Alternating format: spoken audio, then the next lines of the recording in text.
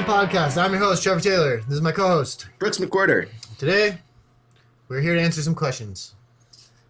Yeah. What? So do you want to do you have any from like your men's group or whatever? Or do you want me to kick it off with one of mine?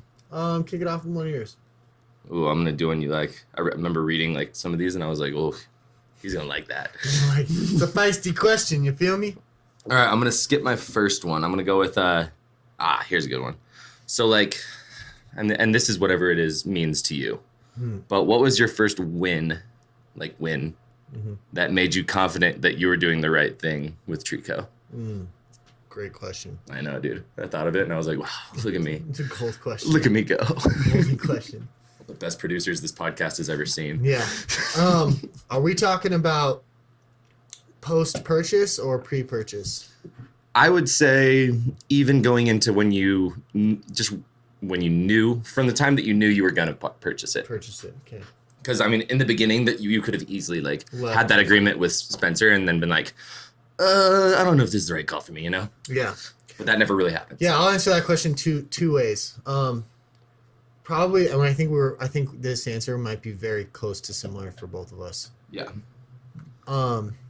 The first time I knew that it was going to make a difference, or that I felt like I was on the right path, was, honestly, I don't think there was a defining moment, but after we made it through the second winter. Yeah.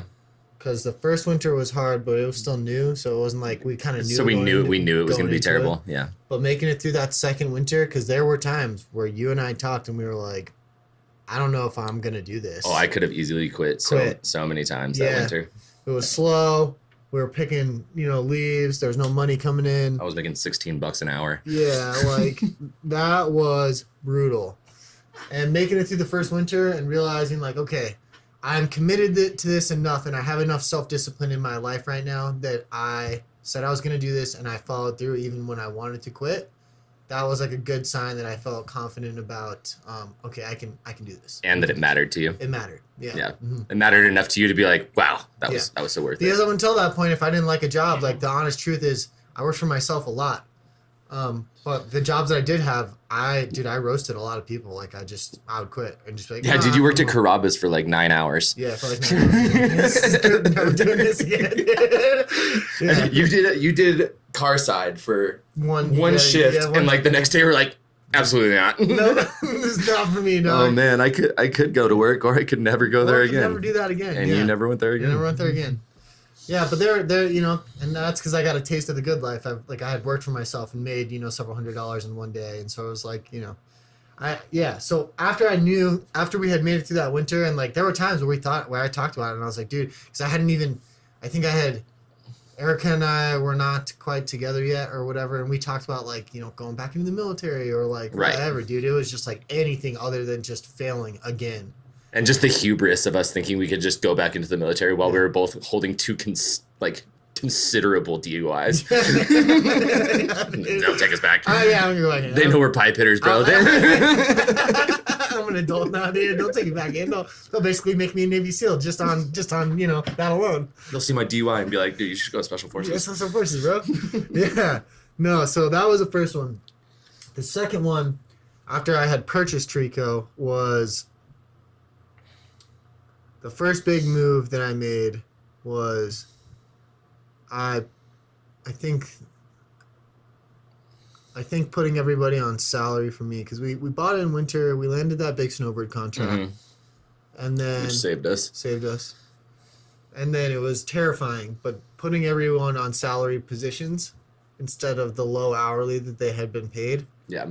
That was a terrifying thought at the time, but I felt really, really good about it. And it was in contrast to what Spencer had taught me. And even though he was a great mentor and he's a great businessman, and his business far exceeds my own, I disagreed with him on that front, and I wanted to try something, and it's worked out really well in our favor. Yeah, I mean, he just runs it differently. I feel like they're both successful. I mean, obviously his is successful. It's a huge company. And the biggest one in Utah. Yeah. But the way he runs it is, I think both ways are smart. I think one way, the salary way, is just a great way to avoid turnover. And in tree work, that's the hardest it's thing. So worth it to not have turnover, because it's a lot to train someone. Yeah, it is. And there's different, I think, and I'm not knocking, Spencer or any other kind of leaders out there. I think for me, right, I think if you make guys salary, like Spencer and I had the talk, like we've talked about it, and like there's two things that happen, right? When you have people that are commission based or hourly based, like on commission based people, the theory is that they will work harder because their pay is completely contingent on how hard they work. Right. Now, which is a great way to run a business. Great way to run a business, and that is true in a lot of ways. In order for salary to work, like not to cut you off, but in order for that salary to work, you need to have the right people. You need to be much more selective than if you're running piece rate or something like that. You can be more. You have to be way more selective because when someone's on salary, the motivation to work harder or faster goes away. Yeah, and for me, I made that conscious choice that you can, when you have commission guys, it's pretty low, in my opinion, low maintenance leadership, right? You give them a commission base, and you're like, go work as hard as you want and make the money. I don't really care because I don't have to pay you. When you put somebody on salary, it's a high touch leadership position because I'm putting you on salary, which means that I expect greatness. So one, you got to be more selective about who you hire. And two, you have to hold the standard, which involves a lot more communicating with them and talking and being like, you have to be way more involved. Way more involved. Yeah. And for me, the company that I'm trying to build is more about the community than it is about the money. And so therefore, I want those people in my corner. I want to be that kind of leader. I want to be high touch. I want to build these relationships. And so to me, the salary is worth the work. Right. And you need to be high touch in this situation because, you can be high touch right now yourself. Yeah. Because of the size of the company. But when you are a huge company and you have multiple branches and stuff like that, you're not going to be high touch. You just need to have raised managers that are high touch. Yeah, well, there is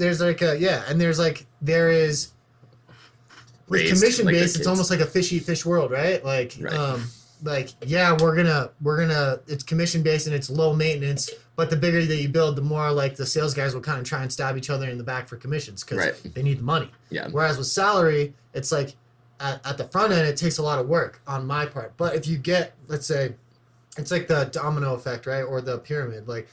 It's really hard for me to train the first 6 guys to be absolute killers. But once those guys are trained, they go train the next 6 guys to be absolute killers. Yeah. And so you build this company where everyone is a stud and it works its way down as opposed to everyone being I'm doing my own thing, I'm doing my commission, stay away from me, this, that, and the other. It's this whole, I feel it's a stronger structure. It's just way harder to build. So I'm okay with that because the long term for me is I want to build this dominating structure of culture, and that just takes time and effort. And so for me, it's worth the salary versus the commission to put in the work and teach these guys how to do that. So once I did that and it kind of worked in our favor and we didn't have the turnover, that was the first time in 4 years that we had kept guys for more than 6 months or 3 months. More than 3 or 4 even, I think. And that was a huge turning point of okay, I can make smart decisions on my own and still be successful. Right. So that was a good one. Yeah. That's when I kind of knew. And as soon as it was all on me, I knew more so than ever that I was born for this. This is what I love to do. I was still kind of doing it. And you're talking about leading, not owning a tree business specifically. No, leading and mentoring. Having a business. Yeah. With Spencer, I was kind of doing it already. But then it was... That was your thing. Then it was my thing. And you had no safety net. Yeah, no safety net. We had a very large safety net with Spencer. And I still loved doing it. And I still loved mentoring the guys. And I still loved coaching them. And I get so much fulfillment out of watching Ryan, succeed in life and build his dreams from where he came from. And same with all of our guys. It's just very fulfilling to me. And that's when I knew that I was on the right path. How about you? Yeah, it's funny. For me, I don't know. It's kind of funny that you mentioned making it through that second winter because for me it was probably making it through this last winter because we had less of a safety net, because it was in the middle that you transitioned to ownership and switched everyone's salary, yada yada. But for me, I had a lot of doubts in Trico for a really long time. A lot of time. For a long, long time. And that's not to say that I didn't want it to succeed. I was like, man, this is a really good thing, but it could all come crumbling down. Yeah, real easy. Any minute. And any minute. And the winter's what's going to do that. But so making it through this last winter with not a safety net was kind of the time when I was like, you know what? It made it through that. It'll probably make it through anything. Yeah. Yeah, that's kind of how I feel. You know what I mean? I was like, if it made it through that, yeah, we had the snowbird. You guys had the snowbird thing, and then that's awesome. But landing that just made it like, now you know that's just what you got to do. You got to find something like that every winter. Every winter. Or you have to prepare in a different way, like, scheduling jobs from before the winter hits in the winter. Or you just scale at like a more reasonable rate, right? So like there are companies that grow really fast, much faster than us. But if we scale at a reasonable rate and don't put so much, like over the summer, it's like, yeah, we can let's hire on 6 extra guys and make, $3 million more dollars. But then when winter comes, and then you're firing you scale 4 guys. So fast. Yeah, you're scaling back. You fired a bunch of guys. Your overhead on equipment is stressful. So it's like, if you can go at a reasonable pace, like think about right now, like if we were looking at year one and we were like, oh, we have to make it through winter, $1,500 a day. Like I could do that in my sleep right now. But now because we scaled to where we're at, it's like, oh crap, how are we going to make that much today? Yeah. So if you can scale at a reasonable rate where it's like, okay, like we're confident we can do 6,000 no matter what, or 1,500 or 4 or whatever, then it's much more manageable. Yeah, and I feel like it was also just experience in the company, and like when you bought the company and it was all on you, you learned a lot really fast. Oh yeah. Like I remember there was a identifying switch for you, in your whole mindset really, when all that happened. Because I feel like for a long time, and you'll probably agree with me, so I don't need to apologize in advance, but like, remember when you like first met Erica and you were first like kind of getting on your feet and you hadn't bought Trico yet, you know, we had Spencer and the safety net, whatever, and you were like trying to buy every piece of property you saw. Yeah. And then like there was a switch when you took over, or like maybe even a little bit before when you knew it was going to happen. Yeah. I feel like the switch went off to be like, okay, now I just have to focus on this. I can't be buying 3 different properties and trying to be a real estate mogul. Yeah. No, I got like one goal, one mission. Yeah. But you had so many different ideas, right? Like in the beginning, you had idea. Yeah, it was draining, honestly. Yeah, it was excessive and it was hard on Erica. It was always like looking for the next thing, or like. Which is understandable because in sobriety you're looking for. Yeah, just busyness. And it was honestly like. At that point, I didn't know how I was going to buy Trico. So it just seemed like this far off impossible goal. And I was like, okay, well, if I can't buy Trico, I know I don't want to work for somebody forever, even if Spencer and I really do have a good relationship. Right. I was like, I got to find something that I can do that allows me to be pretty wealthy without anybody owning my time. Right. I mean, in today's world, like it's not like we want to be wealthy. I feel like you have to be now. Like you literally, everything's so expensive, dude. Retarded expensive, dude. It's ridiculous. Crazy. Yeah, so that one, so that I did jump around a lot. Yeah, you're right. And then there was a switch when I knew I was going to buy Trico. I was like, okay, if I'm going to do this, I'm going all in. Yeah, you have to. Which means that I'm pushing everything else aside. And that I feel like a lot of business owners fail at that because as soon as they start to see a little bit of money, they're like, oh, I'm going to go invest and I'm going to go do this. And I'm not saying those things are bad. No. But like, you can only add so many distractions to your plate before you're just like an unorganized mess. And so for me, my distractions are not distractions. My focuses are family, health, Trico. Right. And I feel like if you're not a business owner, the best thing is to be, I'd say like the difference between like someone like you and someone like me. Like you have a business, I don't have a business. Like for me, the best thing to be, which it's lucky that I kind of am because, we were infantry or whatnot, but jack of all trades, master of nothing. Exactly. But I feel like once you buy a business, you have to transition out of that. Yeah. Because you have to be like, and be good at everything within the business to own the business. But I'm saying like everything else is unimportant for the most part. I mean, not family, but like everything else, like all your other endeavors, I feel like they should go away if you are to succeed at. Yeah. It's funny. There's only room for a business and a family in your life. Yeah, we talked about that. Talked about that. I feel like in the last podcast, like when you're a young man, you should be gaining skills. Like that's your goal is gain skills. It's funny that you said that because that quote, I've heard a lot of people butcher it. They think that they're not butchering it, but it's a jack of all trades, master of none. And then some people are like, oh yeah, but that's not the whole quote. And they say, but master of some is better than one. And that's not true. I don't think so. Master of some is better than none, not one, none. Yeah. And so it's basically saying like, if you're not going to be a master of one, then go have a bunch of skills because that's better than none. Right. And that is the actual full version of that quote. And it's a good one because, yes, I would, if I had an arborist, right, okay, if I had a kid that was coming on board, and he was like, I know nothing about trees. And I was like, okay, well, what do you know about? And one kid was like, nothing, but I'll give you everything I have. That's good, yeah. But the second kid was like, nothing, but I'll give you everything I had. And also, I can drive a truck. I can back up a trailer. Yeah. I can work on small motors, like here and there. I know how to mix fuel for a fuel can. Like very rudimentary things. Very easy things. Yeah, you don't have to be a master of all of the trades, but like but you'd be amazed. Yeah. Like you automatically think when you hire someone. I never thought that I would ever have to ask someone like, hey, can you drive a big truck? Yeah. It's not that hard to figure out. It's easy. It's the same thing as a small one, just take bigger trains.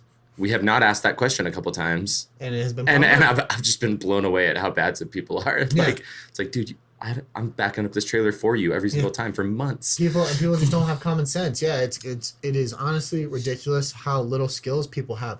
I feel like it's like the dumbing down of America or dumbing down of the world.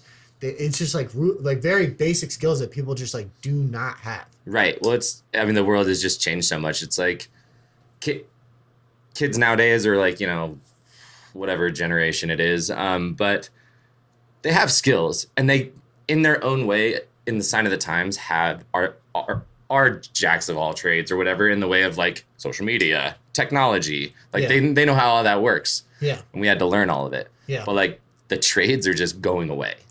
No, there's no one to replace all of the electricians, plumbers, HVAC. All these people are retiring and there's no one to replace them. Yeah, I heard because it's not like techie or Yeah. There was a clip I heard on Instagram from I think it was Tom Bilyeu and Justin Waller. And Justin Waller said that he thinks, and who knows if this is actually true, it's just a perspective. Yeah. But he said he thinks that in, 5 to 10 years, like the new hit secret, like get rich quick scheme is people are going to be like, get a job and work in the trades. You can make $90,000 a year starting because honestly, that's where we're headed. You can. There will be a time and place in 5 years where I need groundies and it costs me $90,000 a year because no one is willing to drag a stick to a chipper. Right. Exactly. It is insanity. It's tough. They're not easy jobs. I think it's going to be a harsh reality for a bunch of teenagers and a bunch of young men when they realize that like the software market is saturated, the gaming market is saturated. Yeah. There is no room for you to get rich on social media. Like they're going to have a harsh reality where like I really think that it will flip and people will be like, you want to know how you get rich? Like social media influencers can be like, go get a job in the trades. That's how I made my money. Yeah, like that thing I sent you or you sent me one of those. But it's that guy that's talking about the trades and whatnot. He's like, you could spend 10 years trying to make it in the tech world and social media and this and that. He's like, but I can lay out a path right now that makes you wealthy in 6 years. 6 years, yep. Go learn a trade, apprentice, journeyman, work your way through it, and then start a business. Yep, become a foreman. Yeah, like, dude, like you can He's like, there is a path. Dude, especially if you get into a good union, like maybe not in these smaller towns, but like in big towns and you can get into a good union that will pay you like once you get up to par. Like I know guys who make $100 an hour, $200 an hour, and they're easy, and they'll go on like they'll go work on some structure out in the middle of nowhere, and they'll get per diem every day. They'll come back after 2 weeks with like 10 grand in the bank. Yeah, and that's pretty good 2 weeks. Exactly. And they do that on and off for the year, and then they make 200 grand. Like that's without working a crazy like our grandparents used to have to. Yeah, and so it has come full circle. I feel like I do too. Like we always think about people back in like the auto plants and stuff, like the Ford people that work in the Ford factories and in foundries, dude. You can't they can't find people to work in foundries now. No one. You can't find anyone. Well, honestly, I mean, because there's such easier, less dangerous ways to make money. No one wants to work around superheated metal. Crazy. Yeah, crazy. It's honestly a little terrifying. The more like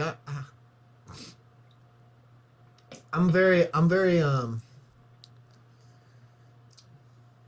aware of like the current government stances and like where we are at as a society, but it's what's terrifying to me is the more that you think about it, the more that it becomes like very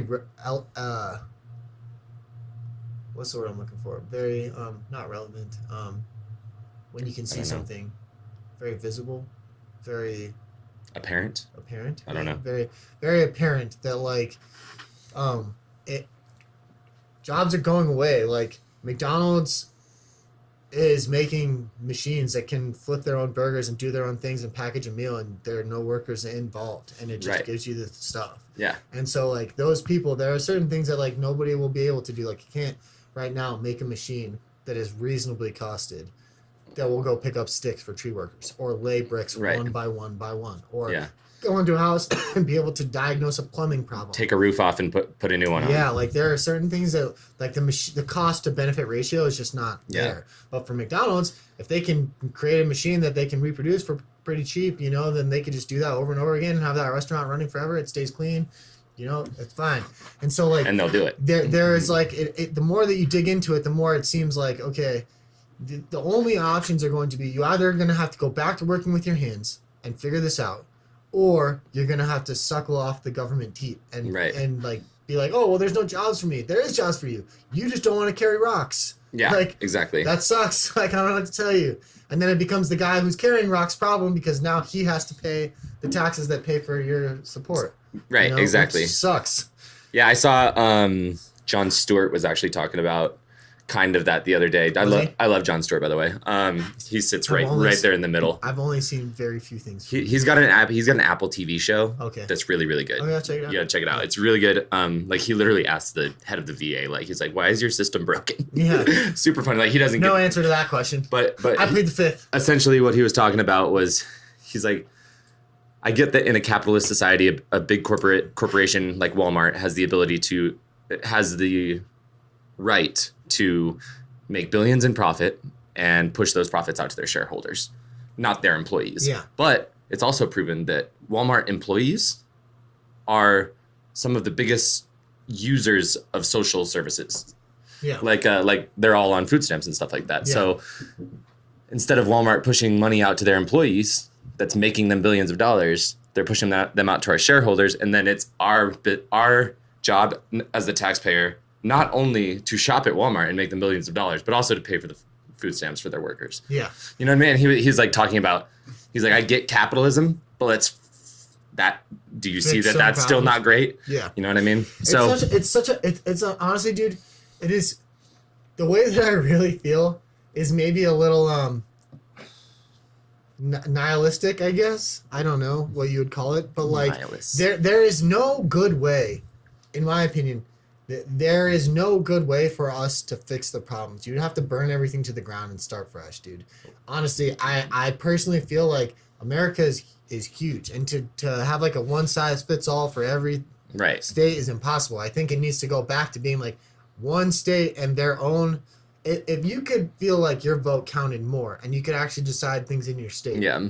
I feel like people would vote more. People would go care, and they'd be like, yeah, like the federal government could kick rocks, and like I want to do like small state stuff and like get rid of state tax or get rid of sales tax or whatever, and like state income. You know, like we Texas. Don't want that. We don't want, like, as a state you could vote and be like, we don't want Walmart in our state because of the capitalism. Like we want small mom and pop shop businesses to succeed, and we're going to support local business, so get away from us.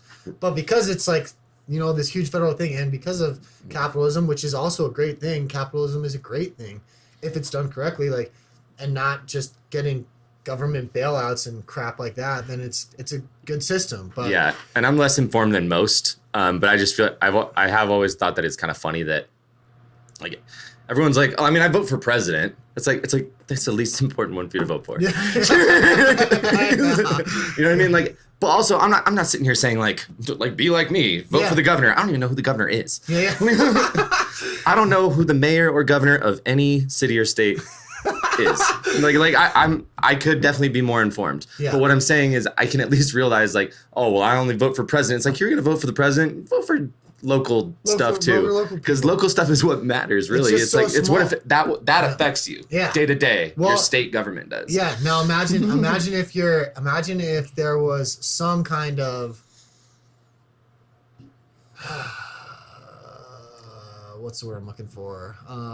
some kind of laws or regulations, some kind of regulations where like social media could be more, instead of it being like so corrupt and stuff, like your social media fed you stuff about your local government, and so you could actually learn on social media instead of like the terrible thing that Trump said or Biden being old and gray. Yeah, like, exactly. You could have like local government, like that's what social media should be used for. And like, that's what's so funny to me. Like literally and I've said this a million times, but like everyone gets so up in arms about the president, this, that, no matter who the president is. Yeah. But it's like, man, the president of the United States and his daily goings on affect me so little. Like I get that like they make laws and stuff like that and that affects me down the line or somehow or whatever. But the only way that who the president is affects my day is I have to listen to everyone complain about it. Yeah. That's the only thing. It's the only thing that I'm like, this and that. Now imagine if you could get involved in your local government, right? And all of the local governments and all of the state governments in the United States, okay, had good elected officials that were not corrupt because everyone was involved. And all of those good elected officials, Democrat or Republican or whatever, said this federal government is garbage. Right. And they tore it down and rebuilt it. That is how you should do it. That's how you should start. It needs to start at the state. Mm-hmm. So you need to get more involved in your state level stuff, get better elected officials in, and then those elected officials, if they're good, regardless of political standing, will look at corrupt government officials that are in big gov, like Fed gov, and be like, no, we're not doing this. That's incorrect. That's wrong. And that, in my opinion, is probably like the best way to fix that problem. Yeah, but definitely it's complex. Right. Got any other questions? I mean, I got more. You wanna do one more and then call it? Yeah. Let's see. Oh yeah, this is one that will go pretty quick. And be specific on this one. What do you spend most of your time doing for your business, like for Trico? Mm-hmm. And I'm not saying like be specific in the way like give me an exact what you do every day, because I know you're and you've talked about your day a lot. But like when I was at Trico, I spent most of my day reacting. That was my entire job, was reacting to things that happened. Reaction. And what do you feel like you are doing more than, well, like right now everything fell apart. We've had the hardest 2 weeks of our entire year this last 2 weeks. It's because I left. Yeah, you left. Then one of my lead guys got hurt. Then every single small piece of equipment I have went down. Both of my estimates flared back up. All my estimates got high, so I was trying to do the field work, because I'm the only climber other than Matt. Mm-hmm. Do all the field work plus all of the sales. It was all mayhem for like 2 weeks, and we're still kind of in the middle of it. I feel like I'm handling. We'll come out of it soon. Yeah, we'll come out. Next week we get most of our equipment back. Right. One of them, the big chipper, is going to be a several $1,000 repair. That's a bummer. I'll tell you about it afterwards. Yeah, for sure. It just happened yesterday. Cool. So that was fun. But when I'm not in the middle of a storm like this, I spend most of my time, and people are gonna be like, "That's crazy." I spend most of my time making sure, obviously I'm doing the sales now. So like I handle all that. Other than sales, I spend most of my time making sure that my brain is exactly where I want it to be, which involves going on my run every day, going on my walk, doing my reading, taking time to self-reflect, taking time for my marriage, taking time to do young men's, because if this is operating correctly and it is peaceful in here, then I can move at the pace I need to move at and make accurate decisions, not irrational decisions, because I'm stressed. Yeah. And so I, disagree or don't, I don't really care. But for me, I wake up very happy every day. And that includes right now. I have more stress than I've ever had in the last year. And I am chilling. I feel good. And that's because I take care of my brain. It is the most important. I take care of my peace, my soul, my brain. And that's the most important thing to me. Like the sales, they come and go. The stress, like it's a chipper down, whatever, dude. I'm gonna look back in 10 years and be like, oh yeah, we had a chipper down, and then we work through it. Like if I can think like that, then I'm good. Now, when I start to get overly stressed and I haven't been taking care of myself, I haven't been doing my walks, I haven't been doing the gym, haven't been doing my reading, I've been too in, then I start to think, I don't know how we're gonna make it through this. The chipper's down. We're gonna fail this winter. Doors are gonna close. Yeah. So like in my mind, if I start to think that way, I'm not taking care of myself, and that is a problem. So I spend most of my time taking care of my mental headspace. Yeah, it's hard to work your way out of a burning building. It is, yeah. Mm-hmm. It's easy to put a fire out from the outside. It is. That's how I feel. Yeah. So I spend a lot of time doing that. And some people disagree. They're like, oh, you're definitely like, I don't know. I feel like some people would be like, oh, yeah, you're not in that hustle mentality. And I'm like, I'm in that hustle mentality. But I'm in it for the next 70 years. You're going to burn out too. Right. That's not me. Yeah. So I'm playing it smart, I feel like. Yeah. Making sure that I'm good. Yeah, that's how I spend my time. Yeah. How about Fair you? enough. Well, like I said, when I was at Trico, my whole day was like just reacting because that was my Very job. reactionary position. Very reactionary position because it's kind of like chief everything officer. Yeah. You know what I mean? It's just like chipper down, this, that, like maintenance has to get done. Go pick up chains. Go pick up this. Take this to the thing. Yeah. Like there was that was why I had to step back from Trico because one of the main reasons, just because like with the baby on the way, I would wake up at 6:30 every morning, and Sarah'd be like, "What are you doing today?" And I'd be like, "I don't know." Drop of a dime, going to Salt Lake. Yeah, drop of a dime, going to Salt Lake, or like I'd be like, "Yeah, I'm gonna go to the Monday morning meeting, and I'm gonna be back, and I'm gonna go do my walk, and then I'm gonna go out and do all my estimates, and what this and that." And then I go to the morning meeting, and everything's a problem, and then I get home, I'm immediately leaving, and I'm gone for 6.5 hours. Yeah, 100%. You know what I mean? So very reactionary position. So it's just was what I did, and I was good at it, and I liked it, So I've learned to be I've learned to be very not reactionary. That position is a reactionary position, so it is what it is. I thrive in that position, and it doesn't throw me off. It doesn't mess up my day because I know that my day could change at the drop of a hat. It's different between being like physically reactionary, so like I have to go do this because this just happened, as opposed to being mentally reactionary, where it's like where you don't think about what you're gonna say. Or like I'm stressed and like now like I'm not gonna do my walk because I had to go do this. And it's like no, I can go do that in 10 minutes after I go do my walk. Yeah. Like that, and that is something I had to learn. And Spencer like constantly grained into me. Stop being reactionary. Yeah, kind of in the beginning, like we talked about earlier in the podcast, like you just drive by a for sale sign and be like, I'm gonna buy that. Yeah. I'm gonna buy that tomorrow. I'm gonna buy that tomorrow. Yeah. I'm on the phone with my bank already getting the loan. Yeah, dude. And like there's like a for instance, like we had a chipper. I'm not gonna go into the full details. I'll tell you later. But we had a chipper go down and it wasn't our fault. And reactionary chipper would have been like, I'm going to go get it right now and go find out what the problems are and this, that, and the other. Mm-hmm. And it was Black Friday. There's nothing available. I can't do anything about it. Yeah, half the people are off. Even if I looked at it right now and told it, what am I going to do? I can't tow it to the place to get fixed because they're not open. Right. They're not open until Monday. So, like, what can I do about it? Literally nothing. Stressing about it, adding a bunch to my plate, going and doing a bunch of things that will do me no favors is not in that moment. And like, here's the thing. I used to confuse the two because I've told you before, when I get anxiety, if I start moving into action, then I feel better and I feel at peace. And so some people will do that from a reactionary standpoint and be like, I need to go do this. Mm-hmm. That's not going to make you feel better because you are not actually fixing that problem.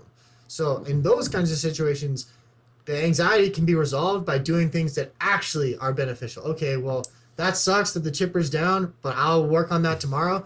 I can actually go work on my house right now. That's something that I can do that actually has value and is producing good things. So like go do the things that you can do that produce results. Yeah, like, and it's being reactionary in the right way. I mean, there are proper ways to be reactionary. Correct. As far as mentally or even, like we're talking about. But like, for example, like say someone put something out in the chats. Yeah. And then like I read it and then I'm like, oh, I'm about to say something horrible. Yeah. And then it's like, I will say something right after I go to the gym. And then half the time I don't write anything. Yeah. You know what I mean? I go to the gym and then I call that person personally later and I'm like, hey man, why did you say that? Exactly. Instead of just lashing out right back. That's a sign of a good leader and a good boss. It's like in that moment, I want to pummel you with my words. Yeah, I will set this whole world on fire just to respond to you. And like a good leader is like, okay, actually I'm gonna go do my workout. Like you said, I'm gonna get the stress out.